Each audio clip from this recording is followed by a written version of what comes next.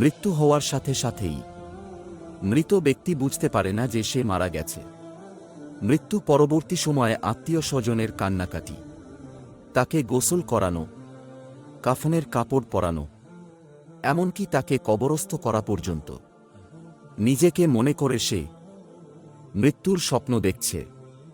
যখন তাকে মাটিতে শোয়ানো হচ্ছে তখন তিনি স্বপ্নের ঘরে থাকেন আর মনে করতে থাকেন এটি একটি স্বপ্ন। তারপর সে চিৎকার করে, কিন্তু তার চিৎকার আর কেউ শুনতে পায় না। পরে যখন সবাই তাকে কবরের অন্ধকারে ফেলে চলে যায় আর সে মাটির নিচে একা হয়ে যায়, তখন আল্লাহ তাআলা তার প্রাণ ফিরিয়ে দেন। সে চোখ খুলে তার খারাপ স্বপ্ন থেকে জেগে ওঠে। প্রথমে তিনি খুশি এবং কৃতজ্ঞ হন, এই কারণে যে তিনি যা দেখছিলেন তা শুধুমাত্র দুঃস্বপ্ন এবং তিনি এখন ঘুম থেকে জেগে আছেন। তারপর সে তার দেহটি স্পর্শ করতে শুরু করে, যাকে বলে একটি সাদা কাপড়ে জড়িয়ে রাখা হয়েছে। তখন সে অবাক হয়ে বলতে থাকে, আমার শার্ট কোথায়, আমার প্যান্ট কোথায়?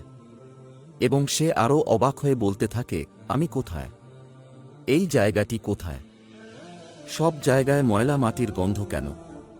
আমি এখানে কি করছি? অতঃপর সে বুঝতে শুরু করে তিনি যে অভিজ্ঞতা নিচ্ছেন তা স্বপ্ন নয়, এবং সে আরও বুঝতে পারে যে সে মারা গেছেন।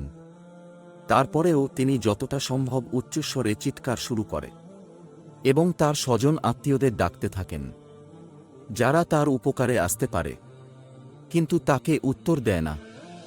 অতঃপর সে মনে করে যে এই মুহূর্তে কেমন মাত্র আশা মহান আল্লাহ তাআলার কাছে, আল্লাহর কাছে ক্ষমা প্রার্থনা করার সময় সে কেঁদেও মিনতি করে বলতে থাকেন, হে আল্লাহ, আমাকে ক্ষমা করুন, আমাকে ক্ষমা করুন। তিনি একটি অবিশ্বাস্য ভয় নিয়ে চিৎকার করে, যা তার জীবনে কখনো অনুভব করে নাই।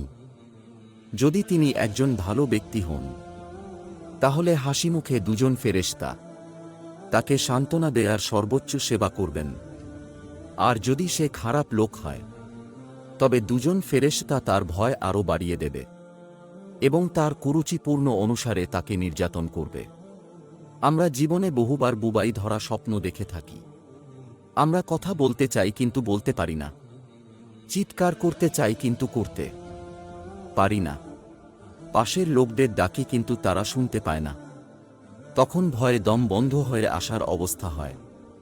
এমন সময় কেউ হয়তো এসে ধাক্কা দিয়ে জাগিয়ে দেয়। মৃত্যুর পরের অবস্থা অনেকটা এরকম।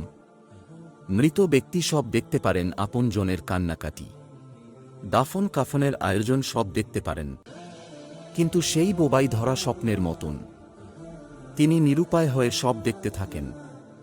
মৃত্যুর শুরু থেকে তার জীবনের সব ঘরে যাওয়া সমস্ত ঘটনা তিনি দেখতে থাকেন, ভয়ঙ্কর স্বপ্নের মত।